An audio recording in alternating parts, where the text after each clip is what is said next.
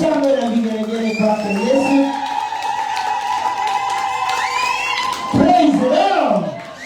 Praise the Lord.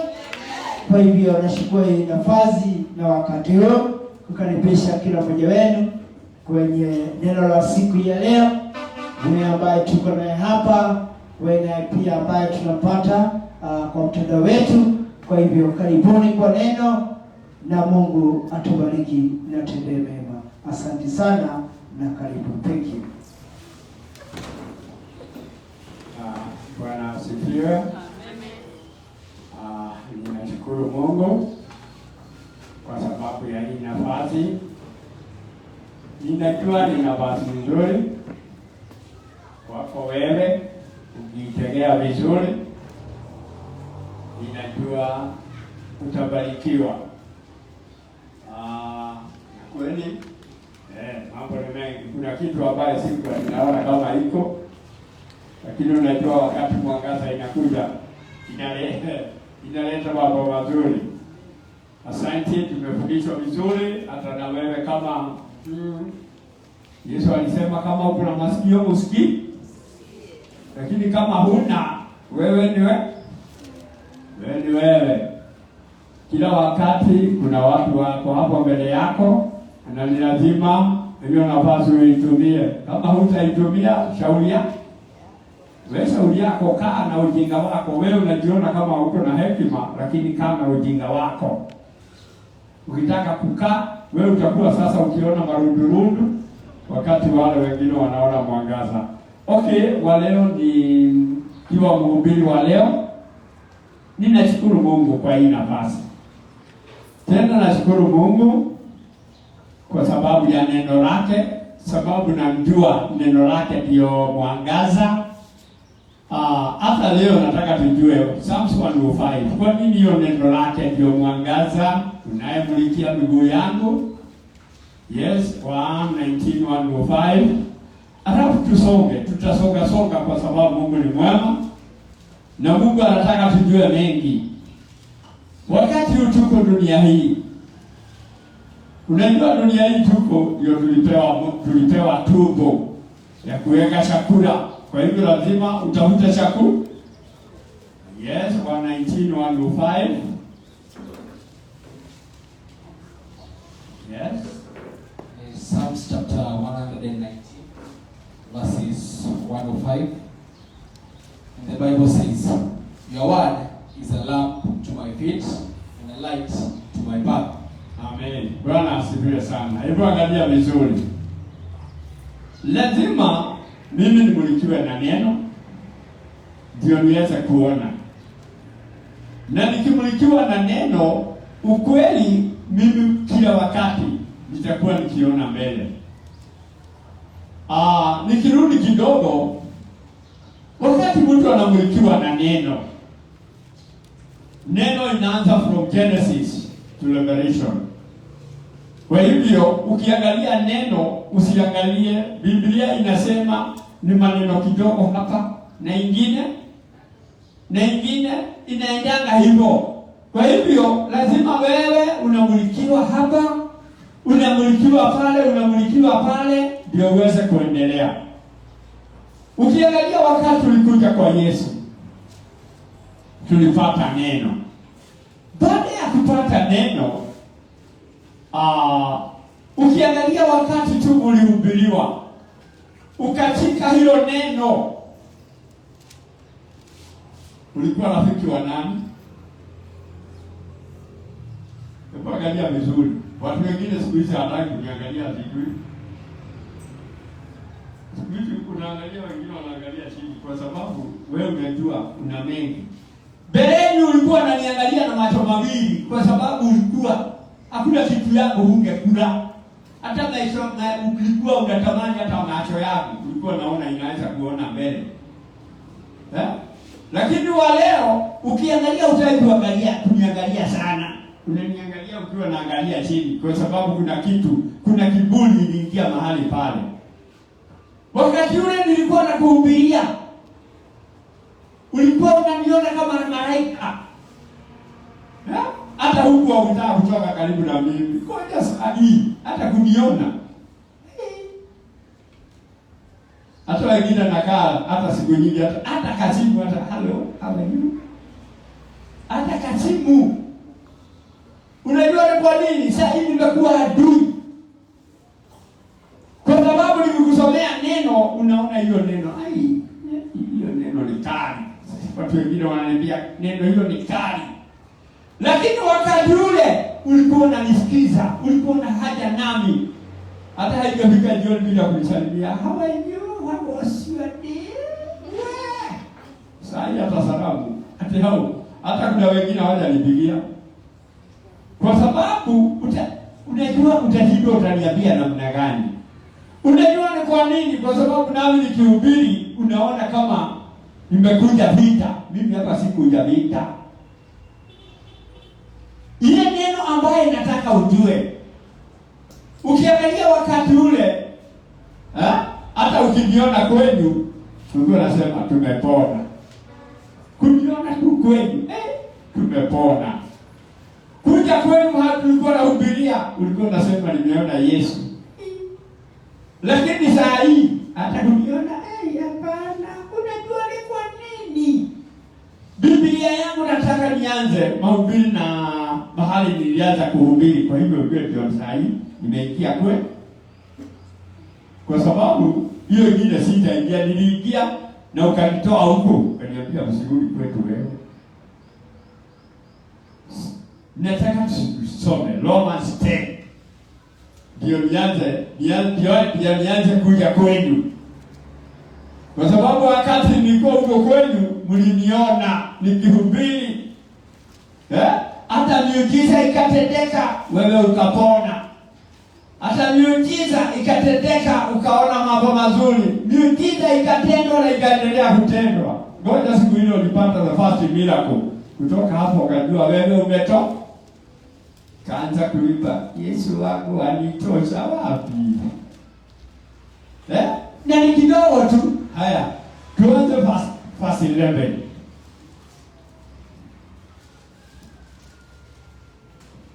Romans chapter 10 from verses 11. The Bible says, the scripture says, no man who believes in him, who adheres to, relies on, and trusts in him, will ever be put to shame or be disappointed. For there is no distinction between Jew and Greek. The same Lord is Lord over all of us, and he generously bestows his riches upon who call upon him. For everyone who calls upon the name of the Lord, invoking him as Lord, will be saved. But how are people to call upon him whom they have not believed, in whom they have no faith, in whom they have no reliance? And how are they to believe in him, adhere to, trust him, and rely upon him, of whom they have never heard? And how are they to hear without a preacher? And how can men be preached to unless they are sent? As it is written, how beautiful are the feet of those who bring good tidings. How welcome is the coming of those who preach the good news of his good things. Amen. Bwana asifiwe sana. Mimi sitaki kurudia pale mwanzo. Nataka kurudi hapa katikati. Unajua, kama mimi singekuja kwenu, kweli ule wokovu uko naye, ungekuwa naye. Lakini kwa sababu mimi nilikuja kwenu, nikakuhubiria habari ya huyo Mungu, wewe mwenyewe ukasikia, na hiyo neno ni yangu hiyo. Ukakubaliana na hiyo neno. Baada ya kukubaliana na hiyo neno, nikakuambia huyo Yesu ambaye nimekupea habari yake, ukimwamini tena, yeye atakutendea jambo hiyo ingine na ingine. Kwa sababu ulikuwa na shida zako.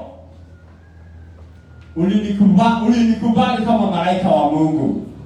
Na kweli ukaamini hilo neno, kwa sababu mimi nilitumia hii miguu yangu. nikatumia hii miguu yako kuja kwenu. Na wakati nilikuja kwenu nikakupea neno, kwa sababu nilikuwa nimetumwa na Mungu. Ukiangalia Biblia, ukiangalia the book of Mark, sijui wewe unasomea nani? Sijui 16:17, no 16:15. Hebu angalia, na John.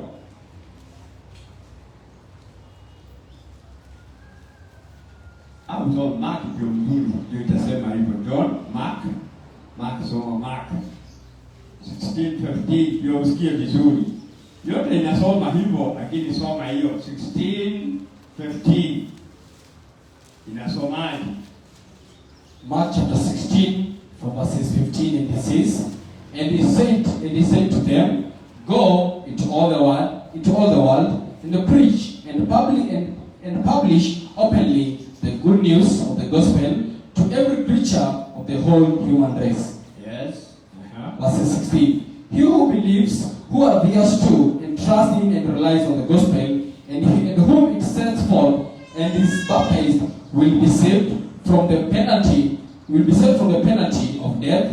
But he who does not believe, who does not adhere to, trust in and relies on the gospel, and he whom I sent it forth will be condemned.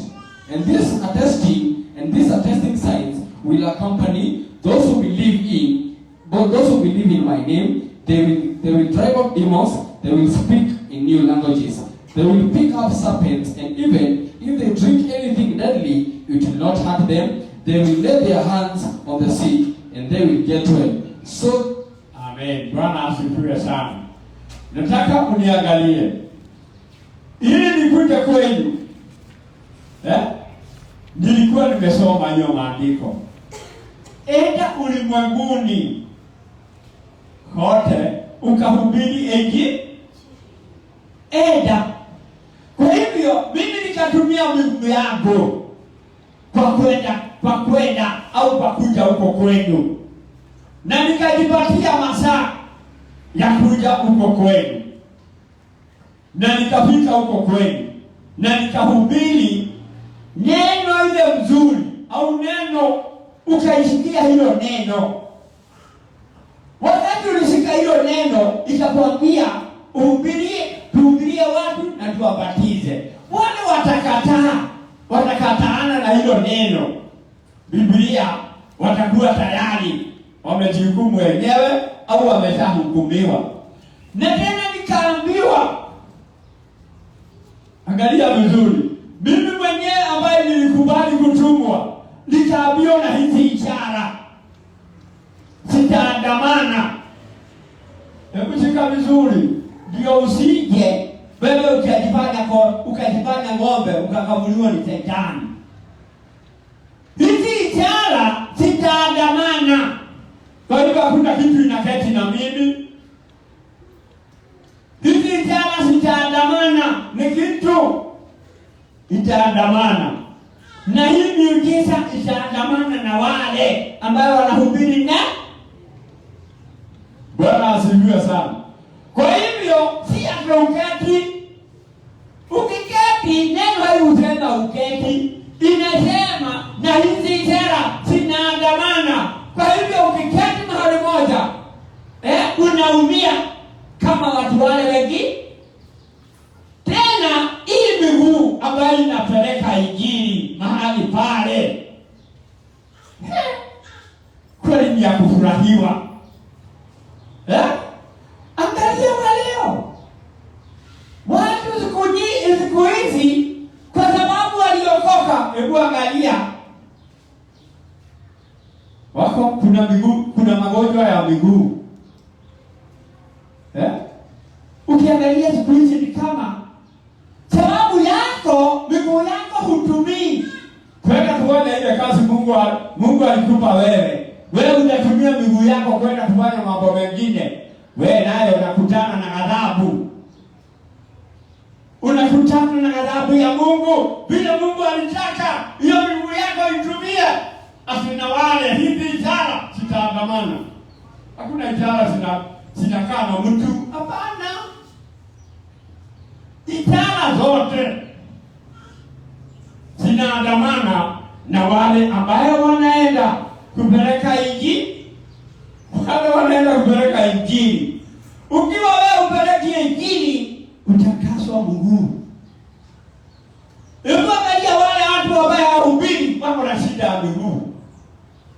Ukimwambia uketi, yani ni kama sijui ni nini. Unajua ile kamuti kale kamepandwa, unaweza kukanyorosha njia yoyo. Na hiyo mchunguze. Hata haisikii sauti. Hebu sasa uone, ni kwa nini watu wanalemewa? Wakati miguu yako haitumiki kwenda kupeleka injili, Mungu anajua mahali anaibu. Akiguza unakuta inaumwa na miguu, inaumwa na joint. Sijui kwa kizungu wale watu naumwa na joint wanakuwa na ugonjwa gani?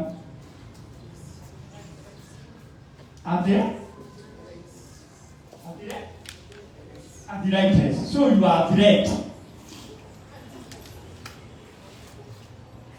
Sasa ukiangalia wewe mwenyewe, you are arthritic. Hata mtu akikuona ajua hako na hata wewe mwenyewe you are arthritic. Hata wewe mwenyewe. Sababu hata wewe mwenyewe si ufanye hii. Nitaita wengine niwaambie simama na kamguu kamoja. Utatetemeka. Tushikilia yeye. Anafikiriwa kwa nini? Kwa sababu hiyo is a threat. Na ndio ukiangalia, kwa sababu hii miguu yangu ilikuwa inatumika mbele za Mwenyezi Mungu kwenda kupeleka injili. Na kweli Mungu akasema, bila kupelekea wale watu injili, wataamini namna gani bila wewe? Wataamini namna gani bila wewe? Bila kusikia na wewe. Sasa nataka uangalie mahali shida zinakaa. Wewe miguu unakuwa athlete. Hiyo ni moja. Wewe ukiwa mahali huko unaona kama Mungu ni mjinga, unamuitisha kile kitu, baba kuja. Lete hii na ulete hii. Na wewe mwenyewe you are athlete to him. Wewe huko kubali kupeleka neno la Mungu mahali. Wewe ukaa athlete. Kwa hivyo sasa utamwambia Mungu akupe nini? Ndio unakuta watu wengi ni waombaji. Mungu alete kwa nani? Mungu lete hiki. Nini? Ulifanya hiyo miguu yako ilifanya nini? Ndio sasa Mungu asikie aone kweli huyu alinifanyia kazi. Kweli huyu alinifanyia kazi. Ndio unaona Biblia in the book of sijui ya Ephesians. Sijui ya Ephesians au gani. Inasema mtu wa Mungu, sijui inasema mtu wa Mungu, inasemaje? Sijui inasema mtu wa Mungu au inasemaje? Nataka kuangalia vile inasema. Kwa sababu askari ndio Timotheo nafikiri. Uangalia vizuri. Askari mwenyewe ambaye ameenda wapi? Sababu askari lazima kuwe kuna mahali alienda. Askari kuna mahali alienda wapi?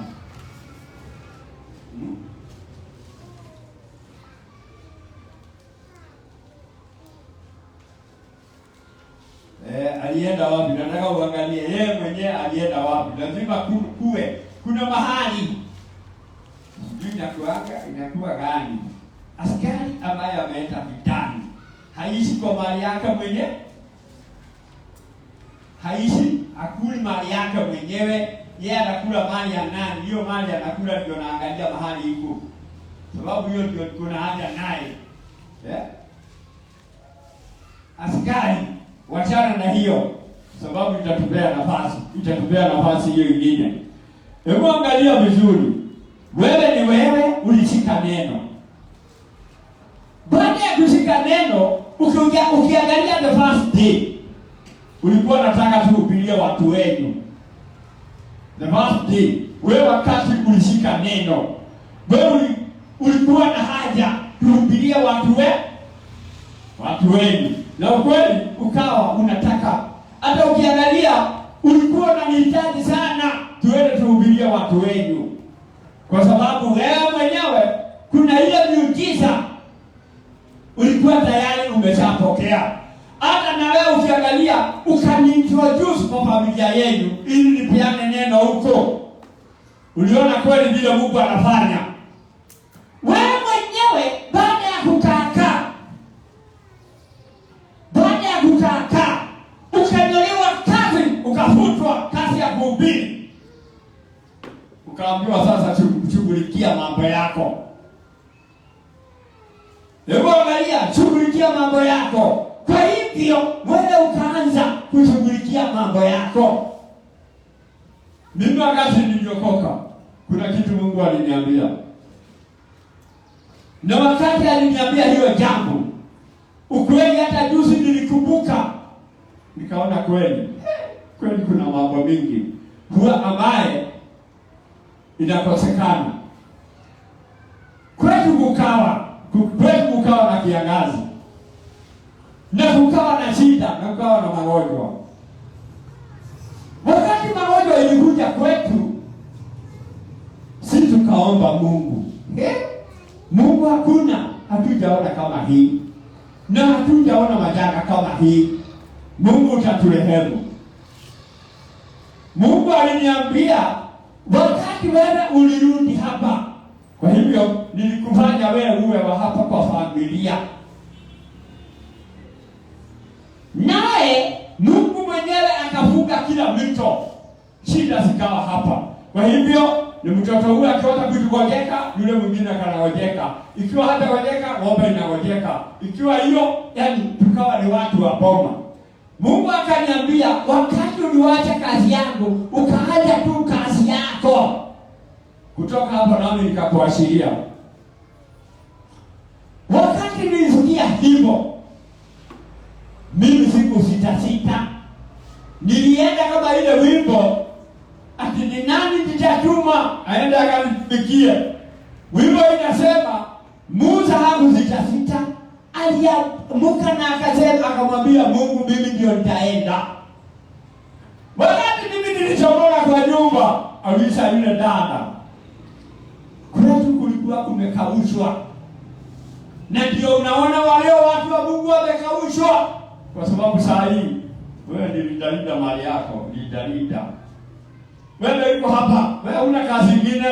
Yule mwenye kukuteua alikuwa na jawabu, enenda ukahubiri. Kwa hivyo wakati nilitoka kwetu, Mungu akarudi sasa kwangu. Ile mambo ambayo ilikuwa imekosekana kwangu ikapeanwa. Kwa hivyo mimi kutoka hapo, uliza dada pale, mimi dada kwanza niona weekend. Huyo ni wakati huo. Kwa sababu nilijua kuna wimbo tulikuwa naimba, ati uliniita nikutumikia, naye shetani akanifuata. Kuna uliniita nikutumikie, shetani naye akanifuata nyuma. Ile kipawa ulichokuwa umenipea, hiyo ikaenda. Wakati ilienda, sasa hapa ndio mtu anaanza kujiuliza maswali ambayo haina mbele. Ndio nayo nikuulize, wewe umeajiriwa, ukikosa kwenda kazi, sijui mtu anafanywa nini? Unafutwa. Wakati unavutwa, unangojea mshahara. Wewe na wewe uko pale, unaketi pale. Wewe ujue, wewe sasa unashughulikia shughuli zako, unalinda ile mali yako. Baba, kumbuka busi fulani ile nyeusi. Kumbuka ile sijui durume yuko na chimo wewe. Sasa hiyo yote wewe ndio unajua. Wewe utapewa kazi moja ambaye sasa na ujue na upiga chapa saa hii. Si ati wewe hutaki gani, si ati wewe hutaki kitu kizuri, si ati wewe hutamani. utapewa kwa kufanya kazi gani? Nani amekuajiri? Yule amekuajiri, askari ambaye ameenda vitani kujishughulisha na mambo mengine, anajishughulisha na mambo ya yule ambaye alimwajiri. Haya, nimeambiwa nimekuja 2 Timothy. Thank you. Chapter 2, 2 Timothy chapter 2, verse 3 and 4. Thank you. Hebu angalia vizuri. Huyo ni askari. Na Biblia inasema, hebu soma ndio isikike vizuri. Wewe utaniambia yule alikutuma. Yule alikutuma anastahili kuwa amekununulia. Wewe kuna kila kitu. Uko na kila. Yes? 2 Timothy chapter 2 verses 3 and 4. The Bible says, "Take with me your share of hardships and suffering, which you are called to endure, as a good first-class soldier of Christ Jesus. No soldier, when in service, get entangled to the enterprise of civilian life. His aim is to satisfy and please the one who enlisted him. And if anyone enters competitive games, he is not crowned unless he competes lawfully according to the rules laid down." Amen. Bwana asifiwe sana. Hebu angalia vizuri. Wewe, mimi niliitwa nitumikie Mungu. Na shetani akanifuata nyuma. Ile hivi ule roho ambaye nilipewa. Wakuonyesha, ukiangalia bidii ile nilikuwa naye nikija kwenu. Nikifuatilia ukweli, Mungu anaona niko kazi. Haya, siku moja ikafika. Ninaenda mahubiri.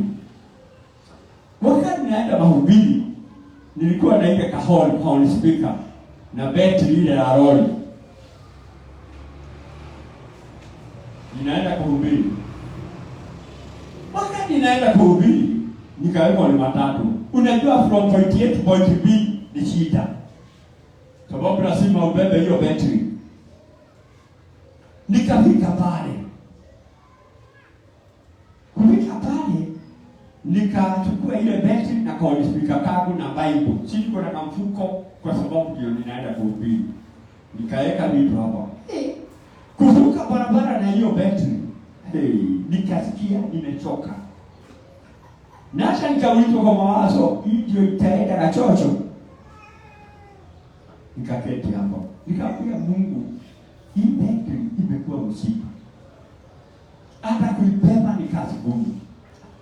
Nikimaliza kuomba, pika kuja. Mungu akafanya hima. Pika kuja.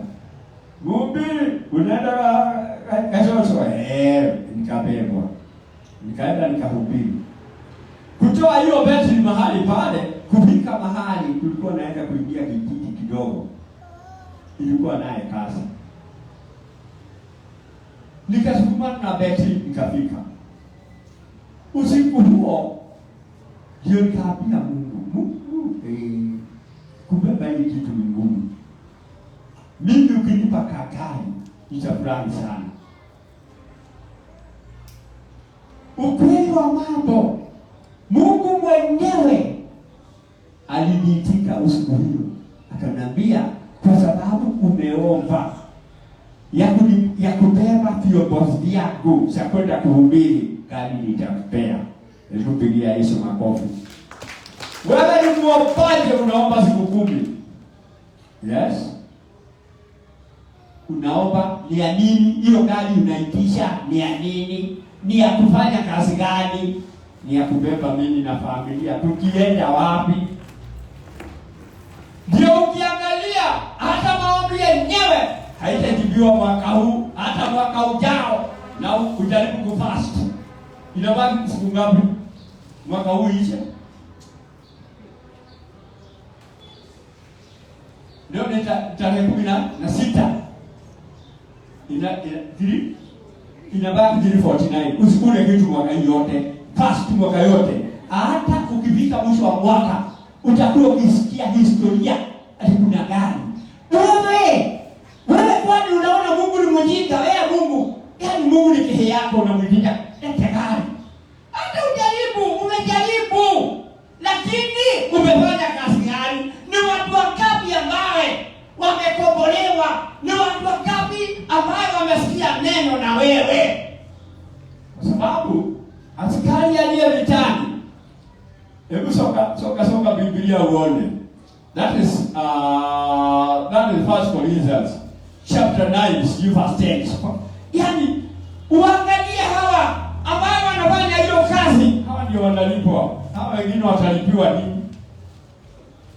9:10. I mean 9:10, yes. Ni akina nani watalipwa? Either uniambie ni wewe na utaniambia umelipwa namna gani. Hii hakuna. Chukua jembe, chukua jembe vizuri. Ndio kutana na ile kitu, yes. 1 Corinthians chapter 9 verses 10. It says, "Or does he speak certainly and entirely for our sakes, for our sake? Assuredly it is written for our sake, because the plowman ought to plow in hope, and the thresher ought to thresh in expectation of partaking of the harvest. If we have sown the seed of spiritual good among you, is it too much if we reap from your material benefits? If others share in this rightful claim upon you, do we not have a still better and great claim? However, we have never exercised this right." Amen. Fika hapo. Hebu angalia, wewe mwenye kulima shamba, nani huanza kupata matunda? Yeye mwenyewe. Wewe mwenyewe ambaye umelima hiyo shamba. Wewe ndio upata wewe ndio unapata matunda ya kwanza. Kwa hivyo, wewe ukiwa hakuna kitu umepanda. Unajua mimi waangalia, unaona kuna wengine, wewe ulikataa kupanda na unangojea mazao. Itoke wapi? Unafikia Mungu hataki huyu hakupanda. Mungu anataka yule alipanda. Na ukiangalia kupanda imelipitiwa hata in the book of Hebrews. Chapter 6, sijui verse 6. Ati ukipanda, mwenye kupanda, huyu atakula. Inaenda kama tulipanda nazi, mambo ya kiroho, tutakulia tu hapo. Sasa wewe ulipanda wapi? Ndio sasa unaona watu wengine wakafikiria tutapewa kwa kuomba. Hapana, kuna kazi ile unafanya. Hata mitume wa Mungu walikuwa wanaomba na wanaenda kuhubiri. Ndio Mungu naye akawasustain. Kwa sababu walikuwa wanafanya na wanaenda kuhubiri. Miguu yao ikatumika kupeleka maneno mzuri. Miguu yao ikatumika kupanda mbegu za kiroho. Miguu yao ikatumika hata kuonyesha watu kupanda. Ndio wakati niliokoka, nilikuwa nanunulia watu saa. Ndio wapate, kulikuwa ile tu saa, kwa 50. Mimi nakuta baba nilikuwa naenda na sinunulia hawa saa. Hii ilikuwa lao. Ya kuangalia masaa ya kuomba. Kwa sababu Mungu aliniambia, hebu angalia, alifungua macho, akaniambia angalia kule. Angalia kule, ile shida iko. Kule kuna jiwa la kutosha. Hakuna mvua. Hakuna mtu wa mvua pelekea neno. Ndio roho zao zingechewe na hiyo kama mvua. Siwe nyororo kama nyama, hata wakisikia neno watakuwa kweli inawatendea miujiza. Mimi nikaenda hapa Karati. Kumbe ilikuwa njia yangu ya kufungulia miujiza ya Mungu. Na nilienda bila pesa. Sikuenda nikiwa na pesa, nilikuwa na 110 kwenda Karati. Kwa hivyo kwenda Karati nilikunywa chai jioni nikakesha. Kwa sababu niliona nikanunua maziwa 5 kwa sababu saa hiyo kulikuwa jangwa. Hiyo kama maziwa nikapika kachai nikakunywa jioni na asubuhi nikakunywa. Asubuhi yake nikaenda pale Kenya walikuwa wanabebea. Wakanibeba bure kwenda Nairobi West sababu ndio walikuwa driver. Kwenda pale nikakuta mtu mwingine mwingine anaitwa Mambo Akahenya, akanunua githeri ya babu. Tukakula naye kwa sahani moja. Nikasikia kweli mambo imetulia. Nikitoka hapa nikapata jamaa mwingine akanibakia 100. Mimi nikaenda kufika kule Naivasha, nikasikia tena njaa inaniweza. Nikakunywa kachai na kakeki. Hiyo nikamaliza. Kufika kule, kumbe Mungu ananiitia kazi. Wanayuzi wako pale, mwene boga ni amegojenga kanza. Mama huyu anamjua. Amegojenga kanza. Na sisi tuko hapa tunakaa, tuko na mke ushirika jioni. Ukisikia huko kumbe tunalia hapa. Hiyo. Kwa sababu chakula hata vibanda ya kule ichija. Mimi kwenda kule nikazungumzia hiyo timu. Ikawa vizuri. Nikakutana wa mama ambao wanawaka saa moja. Nikawahubiria. Hao watu wakaamuka. Nikabaki na mwenye boma, nikamhubiria mpaka kaza ikaisha saa 9. Nikaenda kulala. Asubuhi nikaamuka, akaniambia huko hata kama kuna yule mtu ambaye hapo na rangi nyingine ile ya huko kwingine. Sasa na ule sisi ndio tumegojeka. Kumaliza mimi mkate kwangu haikuwa na shida tena. Pigia Yesu makofi. Mkate kwangu haikuwa na shida. Kutoka hapo Mungu alitengenezea kajia. Sasa shida hiyo. Kumbe nikajua, kumbe mimi ndio nalala.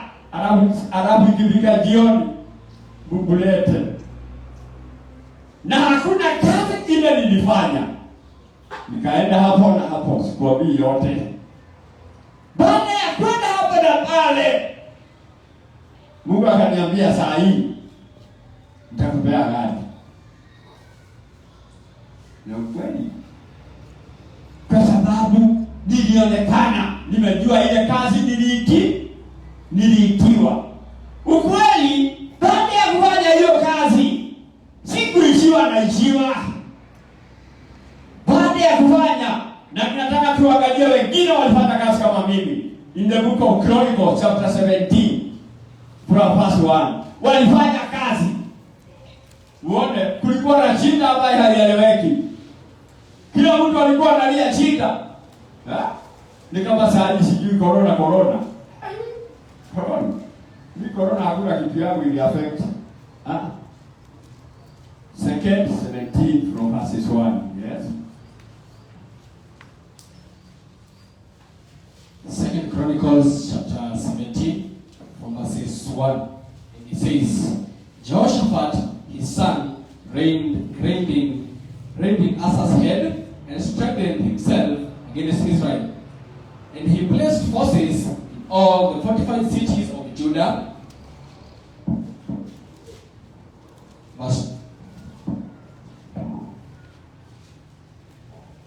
I repeat. Jehoshaphat, his son, reigned in Asa's head and strengthened himself against Israel. And he placed forces in all the fortified cities of Judah and set garrisons in the land of Judah and in the cities of Ephraim, which Asa and his father had taken. The Lord was with Jehoshaphat because he walked in the past ways of his father David. He did not seek the Baals, but sought and yearned with all his desire for the Lord, the God of his father, and walked in his commandments, and not after the ways of Israel. Therefore, the Lord established the kingdom in his hand, and all Judah brought tribute to Jehoshaphat, and he had great riches and honor. His heart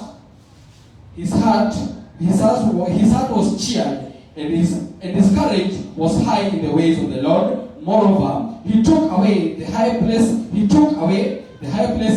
and the Asherim out of Judah.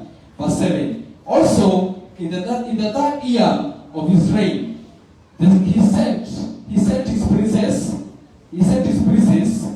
Obadiah, Zechariah, and Micaiah to teach in the cities of Judah. Verses 8. And with them were the Levites, Shemaiah, Nehemiah, Zebadiah, Asahel, Jehonathan, Adonijah, Tobijah, and Tobadonijah, and with these Levites were the priests, Elishama and Jehoram. Verses 9. And they brought in Judah and had the book of the law of the Lord with them. They went about throughout all the cities of Judah and taught among the people. Verses 10. And a terror from the Lord fell upon all the kingdoms of the hands of the lands that were round about in Judah, so that they made no way against Jehoshaphat. Verses 11. And some of the Philistines brought Jehoshaphat gifts and tribute silver, and the Arabs brought him flocks, 7,700 each of rams and of he-goats. And Jehoshaphat became very great. He built in Judah fortresses and store cities. Verses 13. Amen. Bwana asifiwe sana. Huyo ni mteule wa Mungu. Wakati aliteuliwa, hakuandama na mwenendo wa Israeli. Waisraeli walikuwa wakatili, walikuwa wamegeuka Mungu, wakaanza kuwa na watu wa matendo, mambo mengine.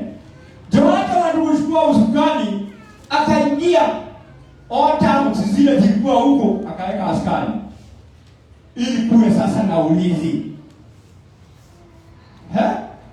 Yeye mwenyewe hakuwe, kwa sababu alikataa vile Israeli wamefanya, akaanza kutenda mambo ya Mungu. Ukiangalia, Mungu alitaka wewe uwe mwangaza wa kumulikia wale wengine, wajue kweli kuna Mungu aishie. Wakati ule wa kampeni, hebu angalia kampeni vile imechacha. Day by day. Wewe naye Muisraeli uko pale ukilinda mali yako, ndio uko pale na ile ulikuwa naye 2013. Hata 2022 hujui kama imekuja. Na 2013 ilikuwa mzuri sana. Ndio maana kuache kwetu sisi wako. Sasa hata hazimei, Mungu amefuta mvua akaiondoa huko. Kwa sababu gani? Yeye aliangalia akaona wewe badala ya kuwa mwangaza unamulikia ndugu yako ndio uone mbele, wewe uko mwangaza ukakaa kama sisi wakati wetu. 1983 sikumbuki vizuri sababu hiyo jambo ilikuja wakati huo. Ngoja nikwambie, Jehova watu naye kwa sababu ya kuweka askari, neno la Mungu likaanza kuhubiriwa vizuri, mambo ikabadilika. Mwaka wa 3 akaona atume wahubiri kwa kila kona, ili neno liene, watu hao waeneze neno. Na wakati walieneza neno, hebu angalia tribute zikaanza kutoka kwa wale ambao walikuwa adui zao. Wewe sasa ukiulizwa wanasema pesa inakosa, wewe ndio umekosa wewe. Sababu na wewe unafanya ni kazi gani unafanyia Mungu? Kama ungekuwa unafanyia Mungu, ungekuwa na kulia. Unaona hii maneno ya Mungu, hii ndio ingekuwa daraja yako. Lakini wakati usi daraja, wewe ulinyang'anywa neno, wewe ukawa ni wewe. Kuombea watoto, kuombea msemi mrefu, kuombea huko kumekuwa kiangazi, kukusilia zinakataa kuteka mayai. Na nini nyingine? Mwandishi ya Guto ni upepo. Kanisa ya Guto ni upepo, hiyo ndio kazi. Guto anapewa kibarua, haina mbele na haina nyuma. Wale ambaye wanakuhitaji wewe, Mungu anaona wako pale standby, wanangojea neno. Sasa neno watapata kwa nani? Wewe naye uko hapa tu. Uko na kazi nyingine ambayo unajifanyia wewe mwenyewe. Lakini ile miguu ambayo ilitoka, angalia Jehoshaphat, yeye kutumana akapata tribute Philistines and Arabs. Ukiangalia kwake tribute zikaanza kwa sababu alifanya kazi nzuri. Kwa sababu ya kufanya kazi nzuri, pesa kwake haikuwa chini, akawa, Biblia inasema akawa na utajiri mwingi. Kwa sababu mwito wake, yule alimuita, alikuja akaangalia ile Israeli wamelala. Hakuna mtu anataka kutoka mahali pale. Wewe uko pale unataka kulinda tu mali yako. Hutaki yule mwingine Ndio ukiangalia sasa tutaita nani? Angalia, yule anafanya kule ni peke yake. Huyo mwingine anafanya kule ni peke yake. Yule mwingine anatoka kule ni peke yake. Yule mwingine anatoka kule, yaani ikawa watu wote wamemezwa ni shida zao. Sasa ukapewa shida ili akuwa unaombea. Kwa hivyo kila wakati baba, leta chakula, mke imepungua. Baba, hata nyama imekatalia kwa kichinjio, inatakalia bushe. Hiyo ndio maombi. Hiyo ni maombi ya kuku na vifaranga. Akiangalia wewe yako hapa juu, hiyo haisaidii. Hata wewe mwenyewe unakuliwa ni shida. Wewe ni muombaji na kuna shida tu zile ziko na watu wale wengine. Kwa sababu gani? Ni maandiko gani ambayo umetimiza? Angalia chapter 15, kulikuwa na shida kama hiyo. Chronicles. Angalia uone. Kulikuwa na shida. Shida inalala.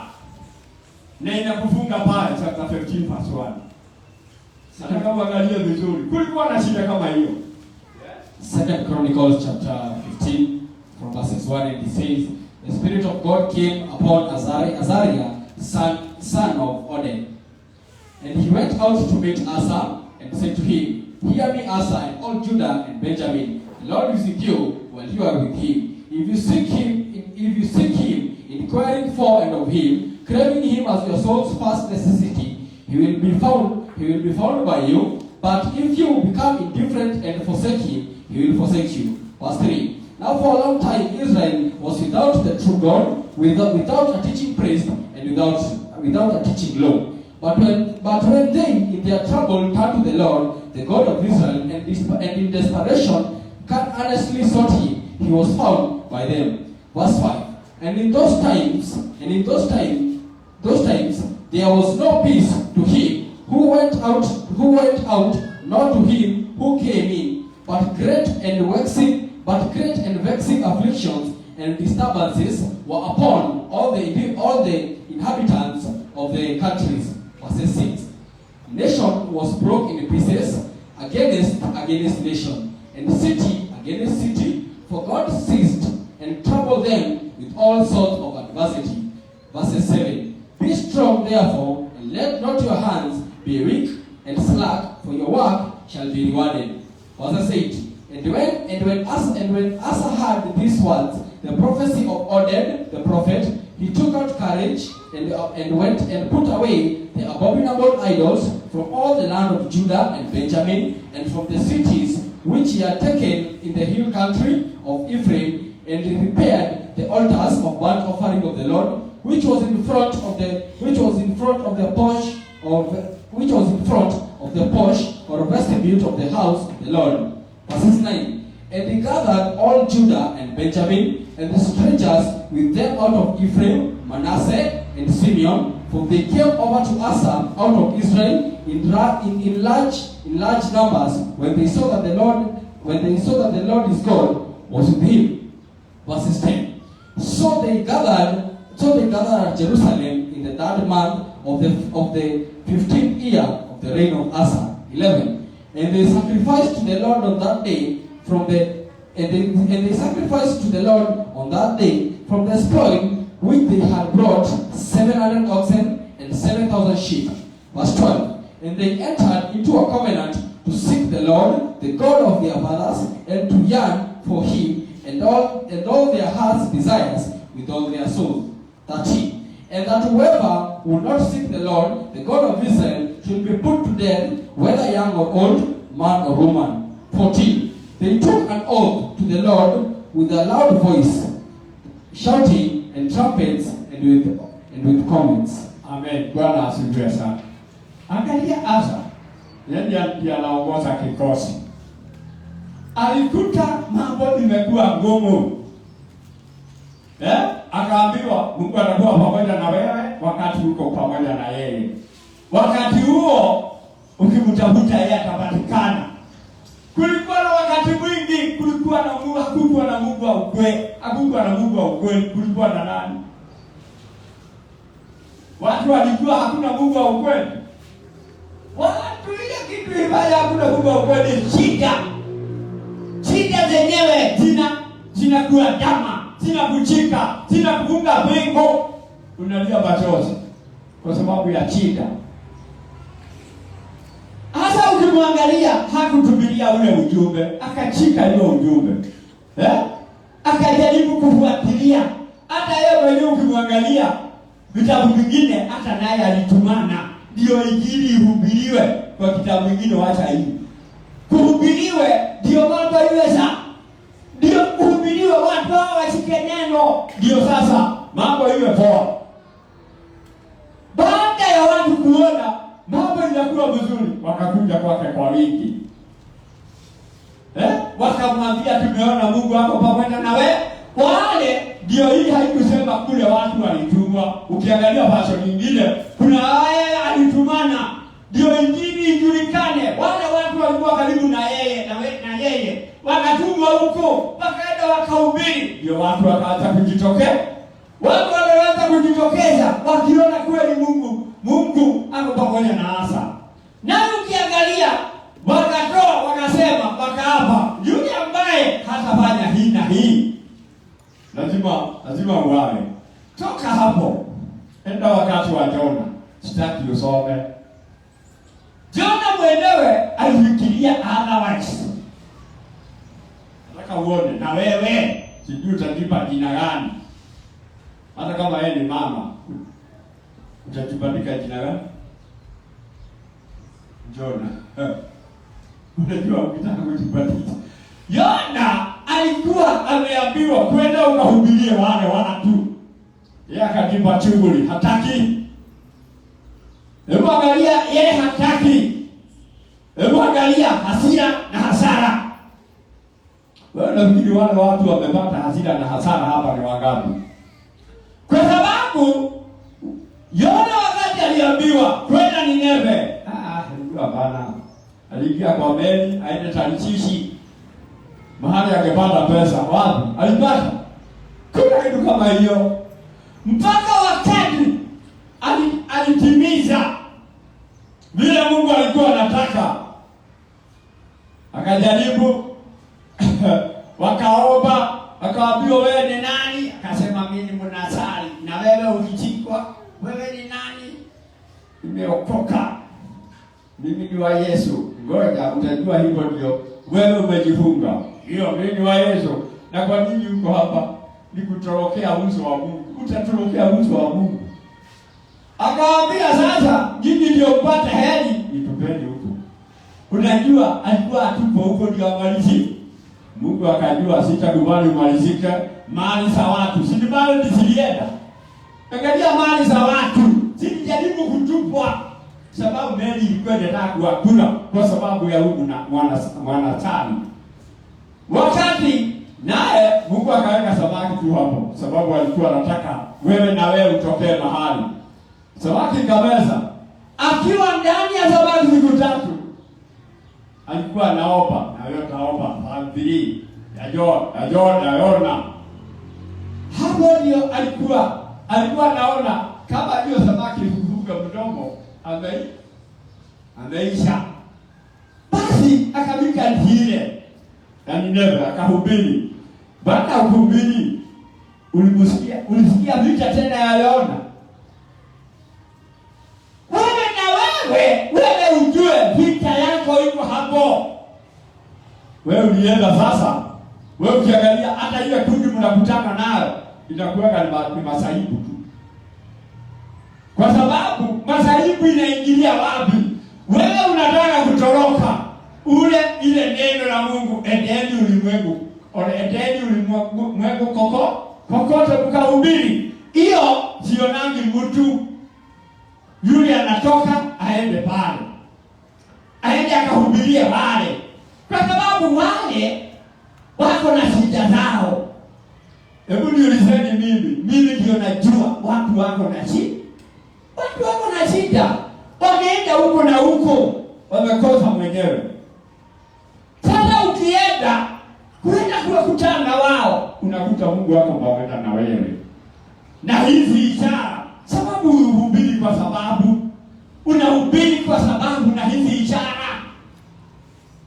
Tena Biblia inakwambia ukienda mahali pale usifikirie vile utasema sisi ndio tunajua hiyo maandiko.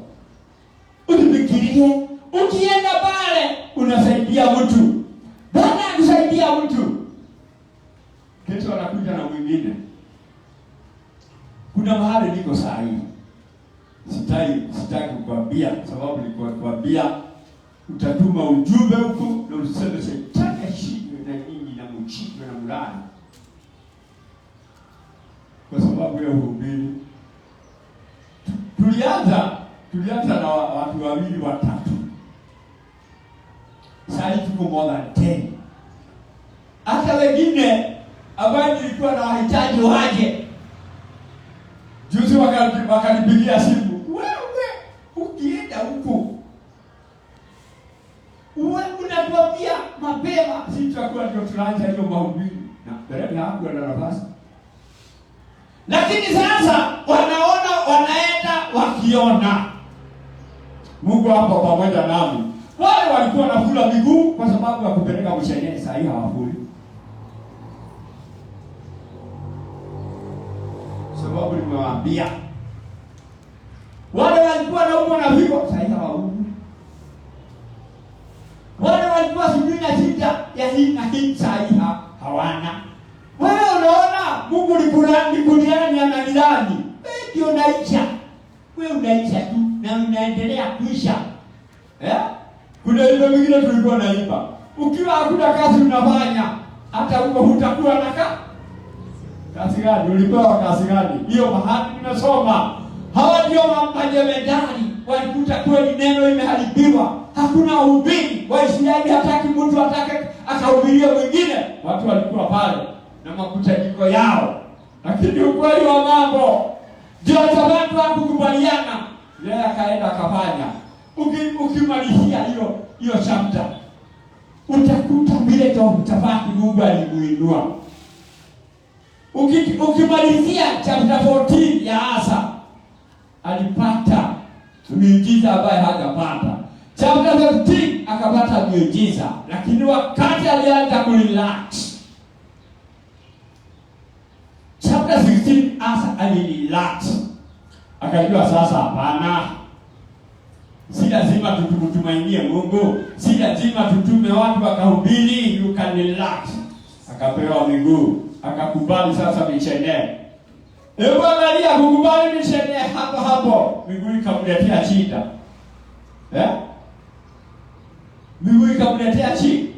Baada ya kuletewa, sababu sasa alikuwa threat. Alikuwa threat ya Mungu. Sisi nani tumekuwa kweli? Angalia wakati mtu anahubiri kama hujui. Hapa ndio unapata riziki. Unapata riziki. Kama hubiri, ujue na uandike wa leo. Wacha kuota ukiwa na gari. Utaota ukiwa na pupu. Kuna vitu vingine usidanganywe. Usidanganywe na usifikirie gari. Gari ni very expensive kama hujui. Sababu ni ya nini? Ili ya kukuwezesha kufikisha ujumbe pale haraka. Ni ya kukubeba vyombo za Mungu. Sasa yako inabeba nini? Lakini uko na sauti kubwa. Mungu nikumbuke. Hata uombe 349 days, you will still be useless. 2022 kwa sababu ni kazi gani wewe? Wewe angalia ile kazi unafanya. Ndio ukiangalia mahali huko hakuna rafiki. Ni watu wachache. Wale unaona kweli akiwa pale aliweza kuwa na matunda. Na ukimwangalia si broke. Hakuna mtu ameleta mtu hapa tunakuwa broke, hiyo odo. Lakini sasa wewe umeleta nani? Pengine wewe mahali huko kazi ya sijui ndio mwelekeo kwa Mungu lazima wewe ufanye kazi. Lazima mahali watu wako. Mahali unafanya kazi. Wewe sasa ukiwa mahali unafanya kazi, hata hakuna mtu anakusikiliza. Hata wewe think twice. Pale ulitumwa ni Mungu pale sana ambassador, lakini uliingia ulirudi kwa wale watu. Na kweli tunafinyiliwa. Hata na wewe ukaanza kuambia na kweli. Hata sisi tunafinyiliwa. Kwa nini uchomoki na mtu pale? Ni kusema haoni kitu yako tofauti. Wewe kama ulienda na Yesu, ukweli ukienda na Yesu lazima miujiza. Miujiza usidanganywe ni mtu akitakaa nyumbani na huko na miujiza. Hiyo ni uongo wa shetani. Biblia inasema na hizi miujiza sitaandamana. Wewe naye ukiwa kwa Yesu, wale watu mko na wao. Hiyo ni ukweli, lazima waokoke. Lakini ukiona hawaokoki, wewe you are still a threat. Kwa sababu ya hawa watu, hata wewe ukiangalia ile shida inakuandama ni ya miguu. Unaandamwa tu. Miguu haijui miaka. Miguu inaandama hata ukiwa miaka 16 inakuandama tu. Kwa sababu wewe ni threat kwa Mungu. Uliokolewa, wewe ni nani? Ni wakina nani umewalete?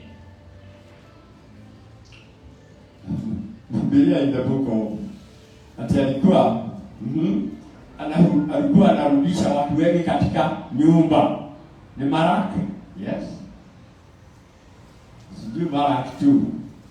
Hebu angalia, huyo alikuwa anarudisha watu wengi katika nyumba ya Mungu.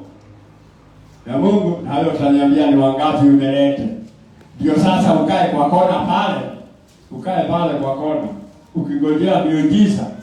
Andika mahali. Andika mahali hakuna. Nataka tuangalie ni wapi.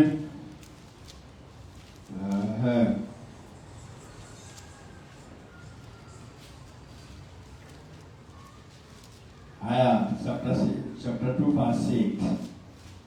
Hata uanze 5 na 6. In the book of Malachi chapter 2 verses 5 and 6, it says, "My covenant for my part with Levi was to give him life and peace because of his part of the reverent and worshipful fear with which the priest will revere me and stand in awe of my name." Verse 6. "The law of truth was in Levi's mouth, and unrighteousness was not found in his lips. He walked with me in peace and uprightness, and turned many away for iniquity." Amen. Hebu angalia. Huyu mtu wa Mungu, ile kitu ukiangalia ako na neno. Naye kwa sababu ni mhubiri wa Mungu, anavuta watu watoke kwa dhambi, waje kwa Mungu. Hebu tunavuka kidogo, anavuta watu watoke. 7.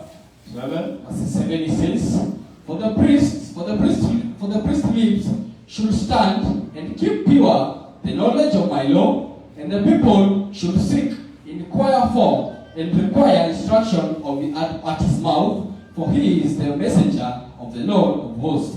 Verses 8. "But you have turned aside out of the way. You have caused many to stumble by your instructions in the law. You have corrupted the covenant of Levi with me, says the Lord of hosts." 9. Therefore have I also made you despised and abused before all the people, inasmuch as you have not kept my ways, but have shown favoritism to persons in administrations of the law. Verses 9 I repeat. "Therefore have I also made and despised and abused before all the people, inasmuch as you have not kept my ways, but have shown favoritism to persons in your administrations of the law of God." Amen. Bwana asifiwe sana. Angalia kazi ya mhubiri.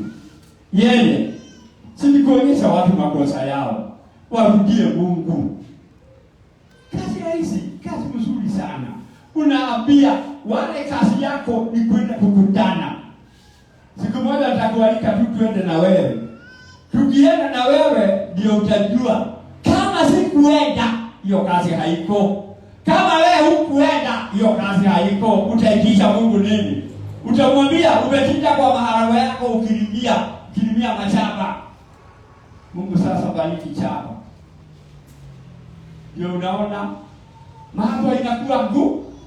Mambo inakuwa ngumu. Mungu, wewe ukishaondoka, Mungu anarudi. Wewe wakati unahubiri kule, kwako mambo yanakuwa sawa. Kwa sababu watu wanastahili kuja kwa mhubiri kwa sababu ya neno. Kwa sababu ya neno aliwaendea akawaambia, kwa sababu anataka wageuke waje kwa Mungu. Wewe naye uko pale tu umeketi. Nakwambia, alafu ndio uko pale unadanganya watu. Atiomba utapewa nini? Upewa ni nini utapewa? Hakuna vitu, hiyo hakunaga na ujue hakuna. Kwa sababu wewe unastahili, umeajiriwa na mbinguni. Umeajiriwa mahali umeajiriwa. Wewe ni ambassador wa hawa watu. Walete kwa Mungu. Hapa huko na mshahara. Wale ambaye mnafanya na wao. Mimi nami nishoboke, nikutane na wale. Mimi niko na mshahara. Kwa sababu ni Josa pale, alafu sasa wakalijua wakiwa na shida. Kwa sababu Kristo, watu wanamkujia wakiwa na shida zao. Anatatua shida zao. Lakini wale ambao wamegeuka, hebu angalia vita. Ndio unakuta vita ya pesa. Sasa hii kuna vita ya pesa. Vita ya pesa. Sijui simeingia mashimo. Wacha kudanganya watu na uokovu wa shetani. Pesa zimeingia. Pesa hakuna. Mimi ni fukara. Nitakuwa fukara. Nilifanya kazi gani? Kuna ile kazi mimi nikiwa mtumishi wa Mungu. Kuna kazi yangu. Na hiyo ni lazima. Usipofanya hiyo, wacha kudanganyika. Utakuliwa hata nichawa. Chakula hakuna. Shida ni shida tupu. Nayo wewe shida pale, unafikiria hapo sio hapo. Hata wale wanafanya kazi wapate mshahara mwisho wa mwezi. Naye pale wako, Mungu anawagoja na wahubiri. Ndio watu watoke katika jangwa. Wewe sasa mahali huko, hujulikani. Wewe si nini, uko pale, sijui. Na ukiangalia, unaangukiwa ni shida nyingi, unaangukiwa ni masaibu mingi. Kwa sababu ulikosana na Mungu. Ndio wangu. Hao ambao tumesoma. Ndio unaangalia, mimi nafanya uaibike. Huyo ni Mungu amesema hivyo. Anafanya niaibike, wewe uaibike, kwa sababu hata sura ya kuonyesha mimi ni mwokovu. Hata kuambia watu watoke kule, mimi siongei. Mimi kazi yangu niko pale. Wakiongea fashion niko pale. Wakiongea ile niko pale. Mimi wakati nilikuwa kwa ofisi kwa hivyo, nilikuwa mtu tofauti. Mimi nilikuwa mtu tofauti. Kwa sababu ungeniuliza habari ya gospel. Ungeniuliza jambo lingine. Enda kwa Daniel. Daniel alikuwa anajulikana kwa sababu ya gospel. Ati Daniel, wale 120 wakikutana waongee mambo ya direct. Daniel alikuwa kando. Wewe nao watu wakikutana waongee mambo ya direct, uko pale. Naye shida na madhaibu zinakukuta mahali pale. Kwa hivyo, ile ni jukumu lako, uone, ujifanye mhubiri, uombe uwe mhubiri, ndio uanze kutekeleza ile majukumu Mungu alikuteua. Mungu alikuteua mtende. Lakini kama kazi yako wewe ni kuchuchwa mahali huko, ni basi na watendani. Sasa nani yako na chini? Nani yako na haja na wewe? Ndio unaona ulianza kuomba 2013. Mungu akichukua madaraka. Mungu amekalia kiti yake. Na amefanya yake. Wewe mahali ulikuwa 2013 uko tu pale. Unalia tu. Pesa imekosa 2013, pesa ilikuwa inakosa. Nani alikuwa ameenda naye? Ni corona. Corona imekuja juzi. Sijui corona, sijui nini. Ukiangalia kutoka pale, wewe unaanza kuiba. Mungu akuangalia na hiyo maandiko, wewe mimi tumetoka katika njia. Naye Mungu anatufanya tuaibike. Haya, that's 2:20 Deuteronomy. Ndio nimalizie. Ndio tujue kweli mambo ni mengi. Angalia hata wale wanahubiri ile kitu hawajui, Mungu amewapromote. Wanahubiri kitu ambacho hawajui, Mungu amewapromote na atatupreti. Deuteronomy chapter 32 verse 20, it says, and he said, I will hide my face from them, I will see what their end will be, for they are a perverse generation, children in whom is no faithfulness. Yeah. Verses 21, it says, they have moved me, they have moved me to jealousy with what is not God, they have angered me with their idols, so I will move them to jealousy with those who are not a people, I will anger them with a foolish nation. 22. Amen. Bwana asifiwe sana. Sasa hata saa hiyo ukiangalia, sababu wewe kuna basho, kuna basho, na unaona vizuri sana. Unaona watu wengine ambaye hawajui, Mungu amewabariki kabisa. Ndio wewe na wewe mtu wa Mungu usikie wivu. Ukiangalia wale wengine, mtu anafunguliwa kabati ya pesa. Wewe naye unafunguliwa kabati ya shida. Kwa sababu Mungu akiangalia, sasa anaangalia ni mimi, anakuangalia ni wewe. Hakuna tangu tuanze zawadi, hakuna mtu mwahi kutoa kule kwa dhambi ukaleta katika nyumba ya Mungu. Wewe uko hivyo, sijui uko hivyo, sijui ni mdomo huna, sijui ni sauti huna, sijui. Unaenda unasoma maandiko yako ya jioni. Si wote wahubiri. Wewe tusome hiyo. Soma ni ya jioni, hiyo ni keki ya jioni ya ugali ile melala. Si wote wahubiri. Nani alikwambia hawa wahubiri waliambiwa neno iliambia kila mmoja kwenda ukahubiri injili njema. Na yote atakubali hiyo neno, akubali na abatizwe. Atapewa hii. Na hizi ishara ndio zitaandamana siku ngeti. Katika jina la Yesu utafanya mambo mengi. Sasa utafanyia wapi? Ukiwa kwa nyumba. Kwa nyumba ni hiyo familia inakuanga, mmoja wako na homa, mwingine wako na kifua kikuu, mbuzi inakohoa, kuku ina au utasikia kuku zikikohoa. Mtu anakaa pale, anawekwa pale akiwa mabusu, kuku jeusi, baba. Kumbuka kuku jeusi. Itakohoa, iko na siku 3 hajatega mayai. Baba kuja. Wewe ulipewa hiyo kazi. Alafu saa hiyo nakunywa mvinyo. Mungu nakuomba unibadilishie makao. Nakwambia mahali ulioleka. Hapo uliolekea. Na ile kabungaru jua ni hapo. Hakuna kingine. Kabadilisho ni nani? Kabungaru ujue ni kabuga. Kame kakoru. Kama ujue nini ni kabungaru, kakoru.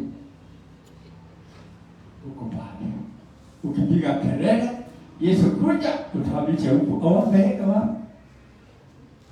Hakuna mahali unahamishiwa. Na hakuna mtu wako haja na wewe. Wewe sijida tu kusi yako na kuku yako. Nakwambia wakati utakutana na utoke, wewe mwenyewe utoke. Mfuko hiyo mfuko yako tu. Utaona Arabs na Philistine. Wanaambiwa peleka huko. Ndio yule mtu akajua kuku za nani? Za jirani, sitege kwako. Kwako ile kitu imetega ni nyoka. Angalia vizuri. Ile kitu imetega huko kwako ni nyoka. Uliona nyoka ikipita hata saa hii uko na uoga. Sababu nini? Ati kuku. Hata mbuzi za wenyewe sinasalia huko. Si ndio tulipata mbuzi ya Kimasai tukashukuru. Sababu ilikuja kusalia kwetu. Na hata saa huko. Kwa sababu ilituma isalie huko kwetu. Wewe angalia ni nani amekuja kaleta kitu mpya huko kwenu. Wewe sasa sako, wewe umetumika kusogeza. Wewe unasomea maandiko ya jioni. Wacha kusomea maandiko ya jioni. Unajua mtu anataka kitu inambariki. Si ibariki mvuko, ibariki mawazo. Ndio vitumia mtu kama message kafupa. siku yako ulijua kweli ilikuwa mbingu, si ukufe kama uko mbingu. Alifika iloni, si ukufe uwe usiwe rudi. Lakini kama ungeenda upeleke neno, ungekuwa rudi. Kuna watu wa kuhubiriwa kila wakati. Kila wakati andika, kuna watu wa kuhubiriwa. Wakati niliomba, na wewe pengine ukaomba, Mungu ninaomba, kuna mahali nataka kwenda, siku hiyo nikafuka, kwa sababu kuna mahali nataka kwenda. Baada ya kuomba hivyo, kama hujui, wewe unangojea Mungu akutume, akupe madaraka kama Jona, uambiwe ni Nineve. Mungu si mjinga wa sasa.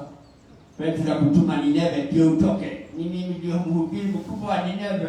Hiyo hutapata. Mimi nikaambia Mungu, nataka unisaidie niende mahali fulani. Naomba Baba kuongozwa na wewe na mimi na nini. Baada ya kuomba hivyo, nikaondoka nyumbani. Tukaondoka tukiwa wawili. Kwenda kule tulikuta mtu ambaye alikuwa amejigawa kwa sababu alikuwa anakufa kwa sababu ya maovu. Tukahubiri, tukimaliza kuhubiri, mzee mwenyewe akapona. Akatwambia ndio, mimi nataka kubatizwa. Sasa hiyo anataka. Si Mungu aliambia kwenda mahali fulani, ni mimi niliambia Mungu nataka kwenda mahali fulani. Na ninataka kwenda kuonana na hawa watu. Lile neno ambalo linastahili, wewe Mungu ndio yuko na hilo neno. Ngoja nikwambie, kufika huko, mzee ndio huyu amejigawa na ameandika wili. Nikiwa pale akaitisha wili, leta hiyo makaratasi wewe je. Wewe John, leta hiyo wili. Akapasua kila karatasi kwa sababu alikuwa anakufa, kwa sababu aliona atakufa. Wewe na wewe uendaki mahali unaomba kama sijui Titanic. Mungu nitume, Mungu nikee yako. Mungu nitume kama unataka niende. Mimi sikuulizwa kama unataka niende, mimi nilijituma. Mimi ndio nipiga magoti kaambia Mungu, mimi nataka kutembelea wale watu. Na ile neno inastahili wale watu. Wewe Mungu unaijua. Kuhika pale nikaongea neno ndio iliponya. Ukiangalia Luke 6:16, mzee kusikia hiyo akaponywa. Hata hawa ambao tunahubiria zaidi. Sio shida waekelea mikono, lakini tayari Mungu amemalizia. Shida zile wako naye. Si Mungu alinituma kwenda hapa uende hebu. Hakuna Mungu aliyeniambia niende hebu. Mimi kwa sababu aliangalia nikakuwa Mungu. Na kuomba mimi nataka kwenda. Unakuta kazi imetayarishwa. Hata ukiangalia Petro akiwa kule, hakuambiwa vile ataenda kuhubiri. Anaitwaje?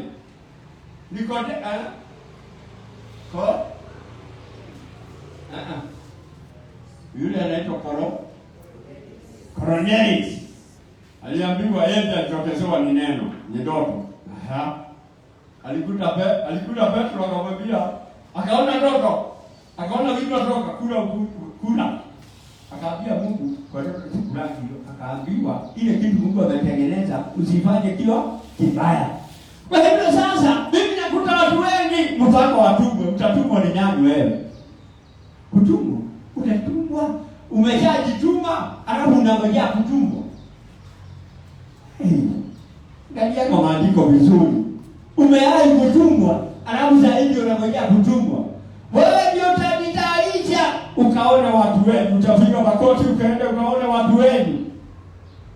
Baada ya kwenda, wewe ndio utakuwa unaandamana na miujiza, utakuta miujiza. Bwana asifiwe sana. Sasa hiyo ndio utajua Kenya kuna pesa. Utakutana na miujiza. Kwa sababu Kenya kuna pesa.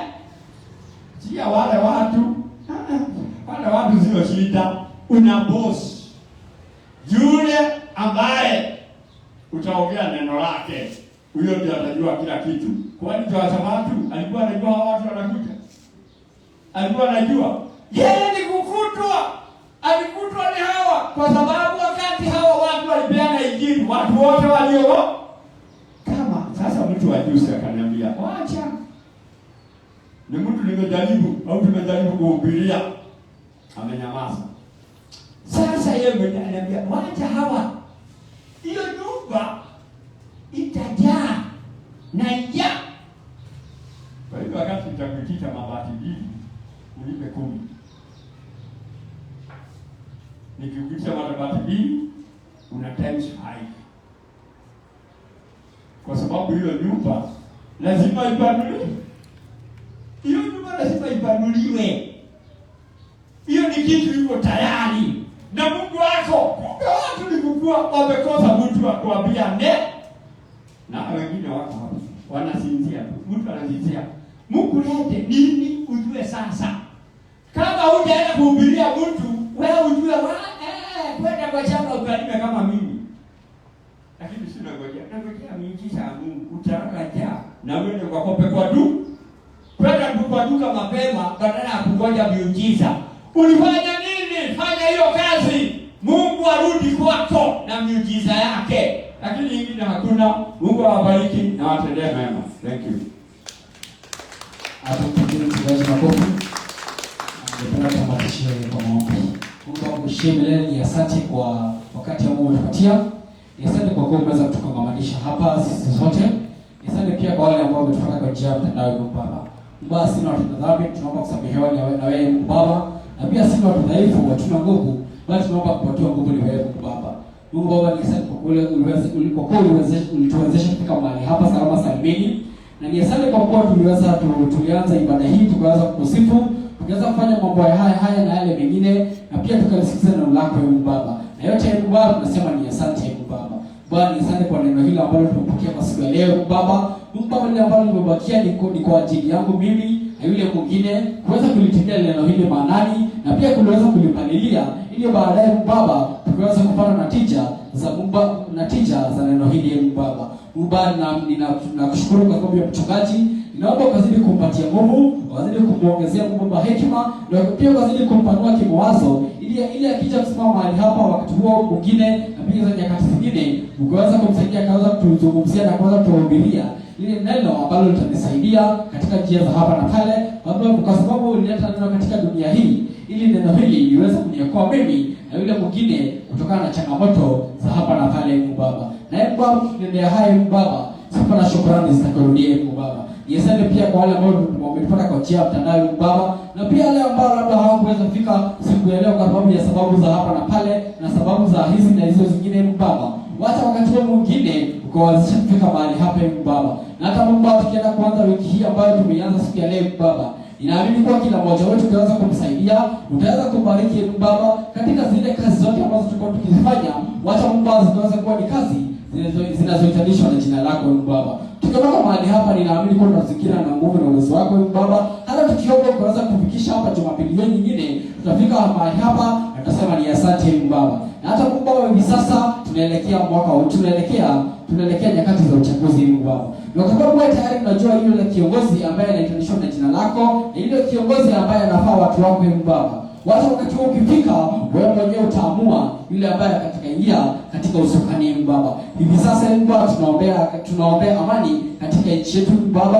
Wacha Mungu Baba ukatupatie amani inayotokana na wewe Mungu Baba. Na pia kwa viongozi ambao wako katika vio vya sasa hivi Mungu Baba, ninaamini kwa utazidi kuwapa hekima, utazidi kuwabariki, na pia utazidi kuwasaidia ili waweze kuongoza nchi yetu kwenye njia ambayo inastahili Mungu Baba. Mungu Baba, tuache tukiondoka mahali hapa, tupatie nguvu Mungu Baba, tupatie unyenyekevu Mungu Baba. Mungu Baba, utusaidie katika kila kitu ambacho tutakuwa tukifanya Mungu Baba. Na hata Mungu Baba, tukifika nyumbani kwetu Mungu Baba, unamsaidia kila mmoja wetu aweze kusema ni asante, kwa kuwa naamini kwa kila mmoja wetu anaweza kuwa amefika salama salimini Mungu Baba. Na zaidi ya yote Mungu Baba, naamini kwa utakuwa mwanzilishi kati na hata kila mambo yote.